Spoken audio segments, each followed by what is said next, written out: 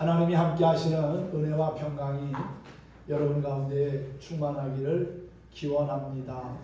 오늘 고린도전서 3장의 말씀을 가지고 믿음의 성숙함을 이루자 하는 제목으로 함께 은혜를 나누도록 하겠습니다. 학생들의 학력 수준은 시험 점수로 확인하게 됩니다. 100점 만점에 몇 점을 맞느냐에 따라서 등급이 나누어지기도 하고 진학을 판가름하기도 합니다.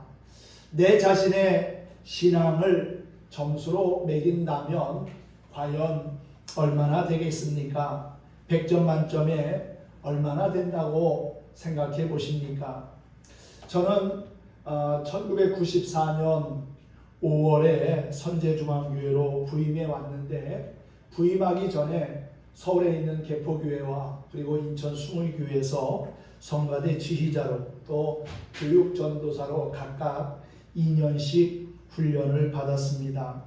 지난해 오미크론이 우리나라에 처음 들어오게 했다고 해서 큰 홍역을 치루었던 교회 혹시 생각나십니까?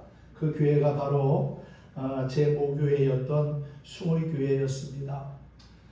지금은 어릴 때 초등학교 때부터 함께 자란 친구가 담임 목사로 섬기고 있습니다. 당시 이용훈 감독님 밑에서 훈련받으면서 짧은 시간이지만은 많은 것을 경험하고 또한 도전받은 기억이 납니다. 평신도로 있을 때와는 달리 사역자로서의 역할과 일이 다르고 보는 시선도 남달랐기에 늘 조심하며 신중을 기해야 했습니다. 숭의교회에서 선제중앙교회로 오기 전 마지막 철야 예배를 드리면서 A4 용지 2장 정도의 사역 소감과 또 지금까지 목사님을 통해서 배운 것들을 간략하게 써서 감사의 글을 드리고 왔습니다. 그 글을 목사님이 읽으시면서 제게 그런 얘기를 합니다. 손전도사 그동안 수고했어. 새로운 사역지에 가서도 열심히 하게. 내가 자네에게 점수를 준다면 80점 정도 주겠네. 그러더라고요. 그때는 내가 그 정도밖에는 안 됐나 하는 그런 생각이 들더라고요. 나름대로 그래도 열심히 담임 목사님은 흥하여야 하겠고 나는 쇠하여야 하리라 하는 마음을 가지고 섬기며 일했는데 조금 더 주시지 80점이 뭐가 하는 생각을 했어요. 그런데 나중에 알고 보니까 그분 입장에서는 그것도 많이 준 거라는 것을 알게 됐습니다. 우리가 하나님 앞에 설 때 하나님이 내게 주시는 점수가 얼마나 될까요? 이 땅에서 우리가 어떤 삶을 살았는지 반드시 주님 앞에서 평가받게 될 날이 온다는 것을 잊지 말아야 합니다. 부끄럽지 않은 모습으로 우리 모두가 하나님 앞에 설 수 있도록 믿음의 선한 싸움을 싸우며 달려갈 길을 더 힘있게 잘 달리는 주의 백성들이 되기를 소망합니다. 교회는 예수 그리스도 안에서 서로 다른 지체들이 하나의 온전함을 이루는 겁니다. 살아가는 삶의 방식도 다르고 또 직업도 다르고 하는 일도 다르다 할지라도 우리는 예수 그리스도라고 하는 그분 안에서 한 형제가 되었고 한 자매가 된 겁니다. 그래서 서로가 지체의식을 가지고 합력하며 나아갈 때 선을 이루게 되고 또 하나님이 기뻐하시는 거룩한 삶을 살아갈 수가 있는 것이지요. 사는 방법과 생활의 모습이 틀리고 환경이 다르다 할지라도 예수님 안에서 하나가 되려는 노력과 수고가 있어야 우리의 믿음과 신앙은 성장하게 되고 발전할 수가 있다는 사실입니다.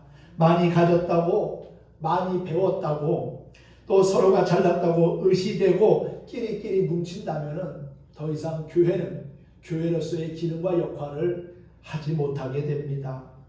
사랑의 띠로 하나가 되려는 마음의 자세가 우선되어야 교회가 세상에서도 빛과 소금의 역할을 감당할 수 있고요. 선한 영향력을 행할 수 있는 것입니다.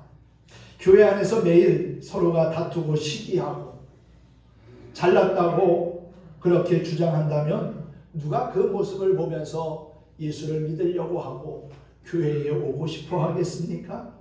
우리는 분열이 있는 곳에 일치를 심고 절망이 있는 곳에 소망을 노래할 수 있게 해야 하며 미움이 있는 곳에는 사랑을 이룰 수 있도록 함께 노력해 가야 되리라고 믿습니다. 사도 바울은 2차 전도 여행을 하면서 고린도라고 하는 지역을 방문하게 됩니다. 그리고 그곳에 하나님의 말씀을 심지요. 사실 고린도라고 하는 지역은 죄와 우상의 도시입니다. 윤리적으로 매우 타락하고 성적으로도 타락한 곳이고 우상 숭배가 아주 극성을 부렸던 그러한 무역과 항구 도시였습니다. 어떻게 보면 복음을 받아들이기 힘든 그러한 곳입니다. 그런데 놀랍게도 하나님의 은혜가 그곳에 임하게 되어서 사람들이 예수님을 영접하고 또한 교회가 세워지게 된 겁니다. 바울은 고린도에 교회를 개척을 했고 그리고 개척한 그 교회를 아볼로가 이끌어 가고 있었습니다. 처음에는 부흥과 성장을 이루었는데 얼마 지나지 않아서 교회 안에 여러 가지 문제들이 생겨나기 시작합니다. 여러분들이 고린도전서를 읽어보면 알겠지만 참 많은 문제가 있었던 교회입니다. 분열부터 시작해서 또 여러 가지 은사의 문제를 가지고 다투기도 했고 먹는 문제, 또 입는 문제, 또 성적인 문제 여러 가지 다양한 문제들이 교회 안에서 불거져 나왔습니다. 어떻게 교회 안에 이렇게 다양한 문제들이 있을 수 있을까 싶을 정도로 오늘날 우리 교회 안에서 일어날 수 있는 그러한 문제들이 아마 이 고린도 교회 안에서 다 일어났던 것 같아요.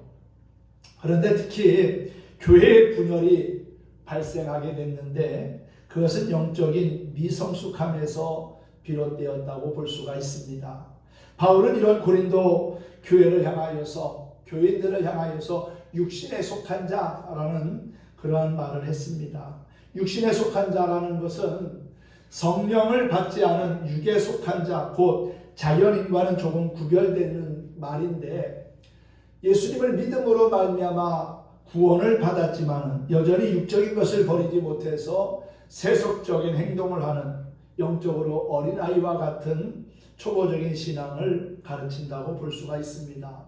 즉 사도 바울은 고린도 교회의 분쟁의 원인을 그리스도의 복음을 영접하고 거듭나기는 했지만 성령을 따라 행하지 아니하고 여전히 세상적인 기준과 관점 그리고 가치관을 따라 생활함으로써 영적인 분별력을 갖지 못하고 신앙의 초보 단계에 머물러 있는 상태로 이는 하나님의 일보다는 사람의 일에 더 치중한 까닭이라고 그렇게 고린도 교회를 진단했습니다.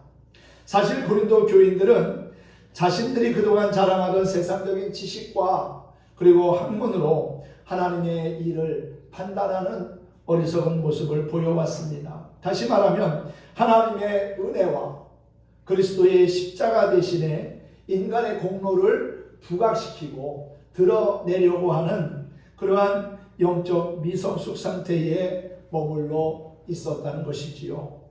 고린도 교인들이 분열된 것은 앞에서도 말씀드린 것처럼 세상적인 지식과 학문으로 하나님의 일을 판단하고 그리고 또한 세상적인 기준이나 관점에 따라서 자신들의 지도자들을 편애한 까닭이라고 볼 수가 있습니다. 고린도 교인들 가운데 교회를 처음 세운 바울을 좋아하는 사람들이 있었고요. 그리고 지금 교회를 이끌어가는 목사님 아볼로를 좋아하는 사람들도 있었고 또 초대교회의 수장인 베드로에 대해서 좋은 감정을 가진 사람들도 있었습니다. 그리고 또한 예수 그리스도가 최고라고 생각하는 그러한 사람들도 있었고요. 고린도 교회 안에는 바울파, 아볼로파, 게바파, 그리스도파 이렇게 4개의 파가 생겨가지고 서로 분열과 갈등을 조장하는 일들이 계속 이루어지고 있었다는 겁니다. 그러다 보니까 교회가 건강하고 아름답게 성장할 수가 없게 된 거지요. 믿지 않는 사람들이 볼 때 아마 우습게 보여졌을지도 모릅니다. 저들은 예수 믿는다고 하면서 맨날 교회 안에서 저렇게 다투고 팔을 짚고 싸우고 난리를 칠까? 아마 손가락질 받고 또한 지탄의 대상이 되지 않았을까 하는 그러한 생각을 해봅니다. 바울의 입장에서는 그러한 소식이 결코 반갑지 않았을 겁니다.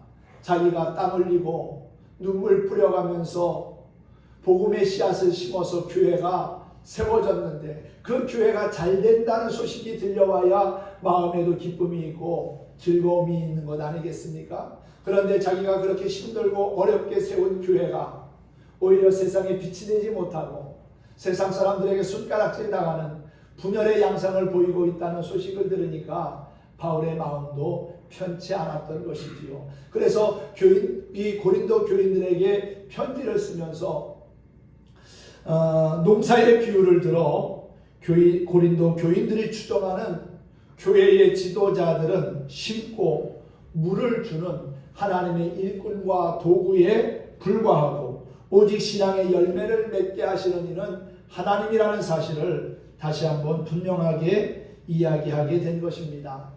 사실 복음을 아무리 증거하고 잘 가르친다 할지라도 하나님의 역사심이 없다면 그것은 헛된 일이고 어떠한 열매도 맺을 수가 없습니다. 그러한 의미에서 우리 그리스도인이 진정으로 쫓아야 할 분 오직 하나님 한 분뿐이심을 믿으시기 바랍니다. 영적으로 성숙하지 못했던 고린도 교인들은 인간적인 생각만을 앞세웠기 때문에 시기와 분쟁을 일삼게 되었고 결국 교회의 분열까지 가져오게 한 것이지요.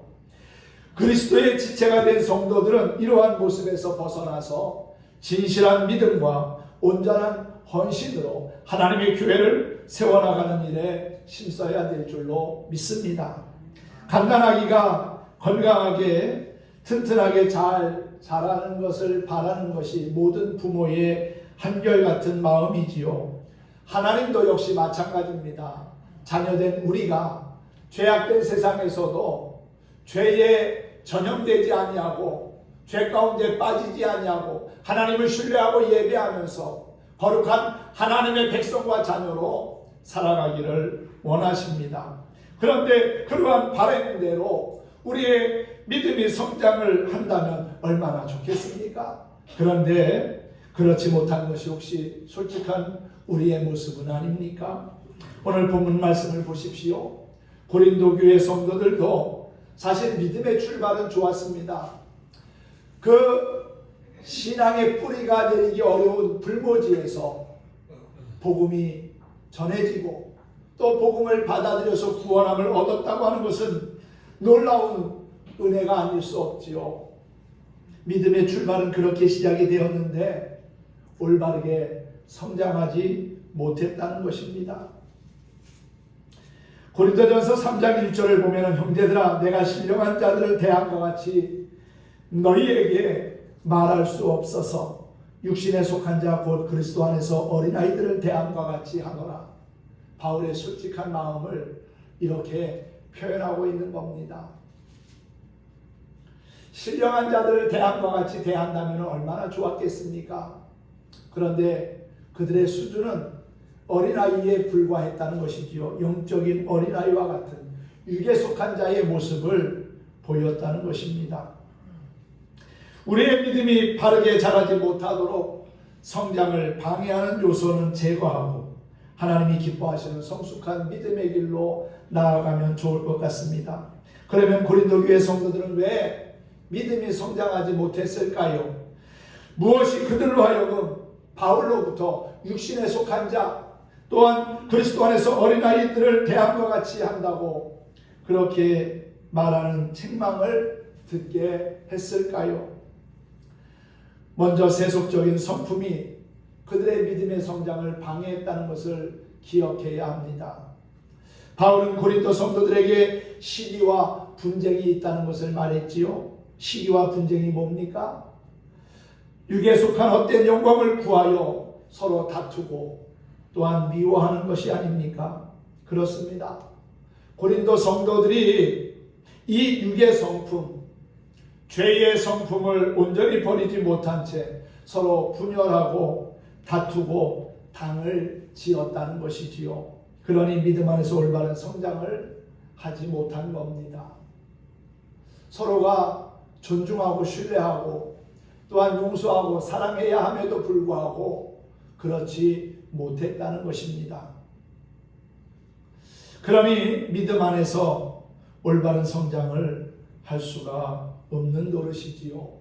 예수님을 믿고 구원을 받았음에도 불구하고 여전히 죄악된 것을 놓지 못하고 세속적인 것에 관심을 가지고 거기에 마음을 빼앗기며 산다면 그건 아니지 않습니까?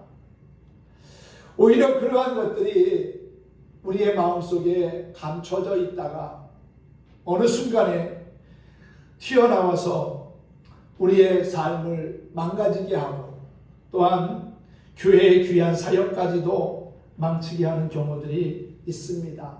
그러므로 내 안에 아직도 자리 잡고 있는 세속적인 성품이 있다면 성령의 도우심을 힘입어 물리칠 수 있기를 바랍니다. 버릴 것은 버리고 또한 자를 것은 자르고 정리할 것은 정리해야 우리의 믿음과 신앙이 올바르게 자라고 또한 성숙한 그리스도인의 모습을 회복할 수가 있는 것입니다. 그리고 오직 거룩한 성령의 소욕을 우리 안에 채울 수 있기를 바랍니다. 사랑과 실학과 화평과 오래 참음 그리고 자비와 양선과 충성과 온유와 절제라고 하는 성령의 열매들이 여러분 안에 아름답게 맺혀지기를 소망합니다. 그것들로 인해서 우리의 믿음이 성숙해지고 성장한다면 하나님께서도 기뻐할 거라고 믿습니다. 하나님의 절대 주권을 인정하지 않는 교만함이 믿음의 성장을 방해합니다. 바울은 바울파, 아볼로파 등으로 나누어 싸웠던 고린도 성도들을 향하여서 그렇게 말하지요. 그런즉 아볼로는 무엇이며 바울은 무엇이냐 이렇게 반문하면서 자신들은 단지 심고 물 주었을 뿐임을 이야기합니다. 오직 믿음을 자라게 하시는 이는 하나님이시라는 사실을 분명히 하고 있지요. 그렇습니다. 성도의 믿음을 있게 하시는 분도 또한 그 믿음을 연단하여서 더욱더 성숙하게 하시는 분도 하나님이라는 사실입니다. 모두 하나님의 절대 주권적인 사역으로 이루어졌다는 사실을 인정하고 깨달아야 합니다.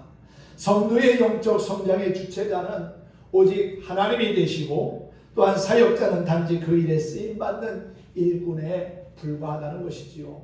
그런데도 그것을 뛰어넘으려고 한다면 그 다음부터는 교만을 행하게 되는 겁니다. 하나님이 하셨음에도 불구하고 내가 했다고, 내가 이만큼 했다고, 내가 가진 것을 가지고 이렇게 사용했다고 자신을 드러내는 순간에 모든 믿음과 신앙은 무너져 버리는 겁니다. 나는 간대없고 내 안에 계신 예수님만이 존귀하게 드러나지는 삶을 사는 것이 믿음의 삶입니다. 세상과 나는 간 것 없고 구속하신 주님이 우리를 통해서 증거되고 또한 보여지는 그러한 삶을 사는 것이 하나님이 기뻐하시는 삶의 모습이라고 믿습니다. 아무리 오랫동안 신앙생활을 하고 많은 성경적인 지식을 갖추고 있다 할지라도 하나님 앞에서 자신을 드러내거나 교만에 빠지게 되면은 한순간 무너져 나가는 겁니다. 여러분, 우리의 믿음과 신앙이 무너지지 않도록 교만함이 우리 안에 싹트지 못하도록 늘 자신을 낮추고 하나님의 말씀으로 자신을 다스리면서 더욱더 겸손의 옷깃을 여밀 수 있는 진정한 그리스도인이 되기를 소망합니다. 그래야 우리의 믿음과 신앙이 자라게 되고 좋은 열매를 맺을 수 있는 것이지요. 우리가 진정 믿음의 성장을 원한다면 내 뜻과 힘을 앞세우려는 교만함을 버리고 인간만을 바라보는 어리석음도 버리고 오직 우리를 온전한 믿음에 이르게 하시는 하나님만을 겸손히 인정하고 의지하는 자들이 되어야 할 줄로 믿습니다. 하나님은 고린도 교회에 참 놀라운 은혜와 복을 주셨습니다. 그것은 고린도 교인들이 성령의 다양한 은사를 경험했기 때문이지요. 고린도전서 12장을 은사의 장이라고 말합니다. 아주 다양한 은사들이 소개가 되어 있습니다. 병 고치는 신유의 은사, 예언의 은사, 방언의 은사, 또 섬김과 봉사의 은사, 믿음의 은사, 지식과 지혜의 은사, 다양한 은사들이 있어요. 어떻게 이렇게 문제 많은 교회에 하나님이 많은 은사를 주셨을까 싶을 정도로 참 그들에게는 다양한 많은 은사를 주셨습니다. 그런데 은사는 하나님을 영화롭게 하고 서로에게 유익이 되라고 하나님이 주신 거지, 그걸 가지고 서로 뽐내고 자랑하고 시기하고 다투라고 준 것은 결코 아닙니다. 이 고린도 교회 안에 은사 때문에 문제가 생기고 이 은사로 인해서 서로 다투는 그러한 상황들도 있었지요. 그래서 은사는 다 일률적으로 하나님이 똑같이 주신 것이 아니라 그 사람의 환경과 믿음에 따라서 다양하게 주셨는데, 다 제각각이지만은 그 주어진 은사를 가지고 아름다운 화음을 만들어내라고 말씀합니다. 우리가 오케스트라를 보면은 참 다양한 악기들이 있지 않습니까? 악기의 모양도 다르고 음색도 다릅니다. 다 내는 소리도 틀려요. 그런데 놀라운 것은 앞에 있는 지휘자의 지휘를 따라서 자신들이 연주해야 할 음을 내다 보면은 아름답고 웅장한 음악이 만들어진다는 겁니다. 다양한 악기들이 다 틀리지만은 화음을 만들면은 아름다운 음악이 된다는 것이지요. 마찬가지로 하나님이 우리에게 주신 은사도 다양합니다. 그 다양한 은사들이 예수 그리스도 안에서 우리의 인생을 지휘하시는 예수님을 바라보면서 그 은사를 잘 활용하다 보면은 하나님께는 영광이 되고 우리에게는 큰 기쁨과 유익함이 된다는 것이지요. 고린도전서 12장 마지막 부분에서 다양한 은사에 대한 이야기를 결론 지으며 더 큰 은사를 사모하라, 그러면서 고린도전서 12장이 끝납니다. 그리고 13장으로 넘어오면서 사랑에 관한 이야기를 풀어나가지요. 사랑은 오래 참고 온유하며 시기하지 아니하고 다투지 아니하고, 사랑은 모든 것을 용서하고 또 모든 것을 이룬다고 말합니다. 사랑이 없는 은사는 결국 아무 소용이 없다는 것이지요. 아무리 산을 옮길 만한 능력과 또한 힘이 있다 할지라도 사랑이 없다면 결국 무너지는 것은 한순간이라는 겁니다. 하나님이 우리에게 주신 은사를 잘 활용하기 위해서는 주님의 마음을 품어야 하고요, 사랑의 마음이 바탕이 되어야 합니다. 그래야 그 은사가 아름답고 또한 훌륭하게 드러나지게 되는 것이지요. 바울은 본문에서 바울이나 아볼로나 하나님의 일을 하는 동역자들로서 그들이 심는 일을 하든 물을 주는 일을 하든 하나님 안에서는 모두 같은 일임을 강조합니다. 결국 바울은 하나님 안에서 같은 목적을 가진 바울 자신과 아볼로의 사역을 놓고 고린도 교인들이 서로 다툼과 분열의 모습을 보이는 것은 사실 신이 어리석은 일이라고 하는 것을 지적하고 있는 것이지요. 그렇습니다. 하나님의 일은 어느 누구에 의해서만 진행되는 것이 아닙니다. 각자에게 맡겨진 사명과 재능에 따라 자기 자리를 지키며 그것을 하나님 안에서 일치시키고 화합해 나갈 때 하나님의 역사는 끊임없이 우리의 삶을 통해서 이루어지게 될 거라고 믿습니다. 그리고 그렇게 서로 연합함으로써 서로의 부족함을 채워주고 협력하면 발전과 성장을 이룰 수 있다는 것이지요. 만약 우리가 은사의 다양성을 모르고 각자의 일만을 중요시하고 고집한다거나 또한 서로 연합하지 않으면 더 큰 믿음의 자리로 나아갈 수 있는 기회를 놓칠 수도 있습니다. 그러므로 우리는 하나님이 각자에게 주신 은사의 다양성을 인정하고 바로 알아야 합니다.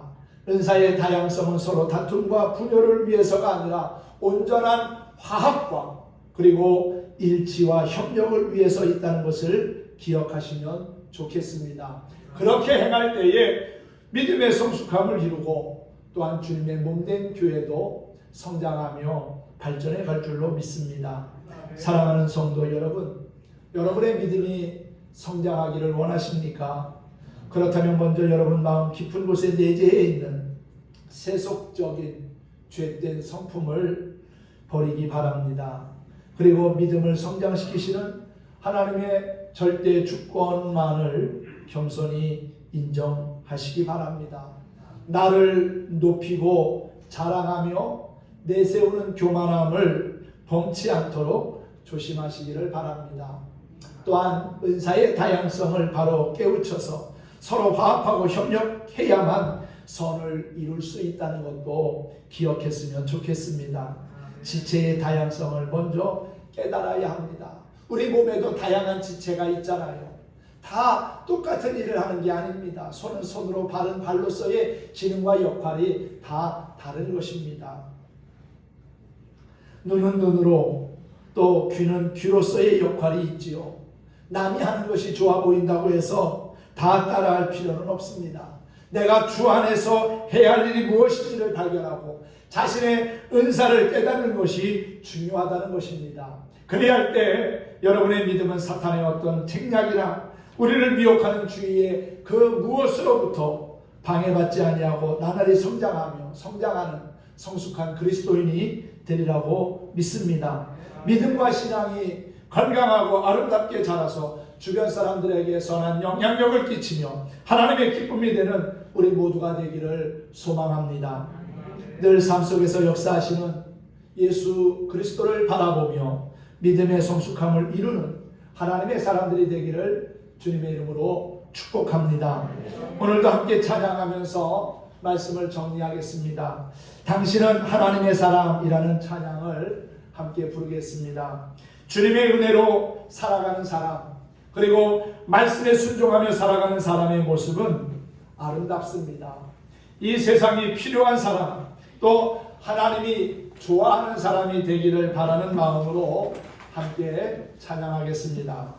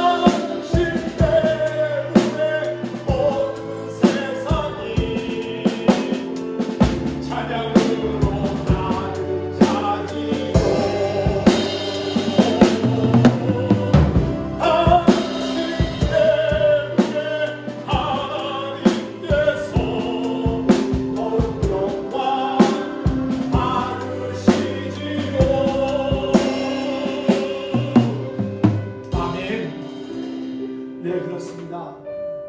주님의 사랑을 나누어주고 주님이 맡긴 사명을 잘 감당하는 사람이 성숙한 그리스도인입니다.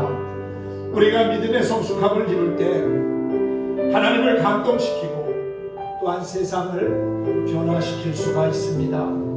믿음의 성숙함을 이룰 때 하나님이 좋아하는 사람, 그리고 하나님이 기뻐하시는 삶의 주인공이 될 수 있다는 것이지요. 여러분 때문에 어두운 세상이 밝아지고 여러분 때문에 시끄러운 세상에 찬양으로 가득 차서 하나님이 영광을 받으신다면 정말 좋겠습니다. 다시 오실 우리 주님을 소망하면서 견고한 믿음으로 세상을 아름답게 만들어가는 진정한 그리스도인이 다 될 수 있기를 예수님의 이름으로 축원합니다. 축복합니다.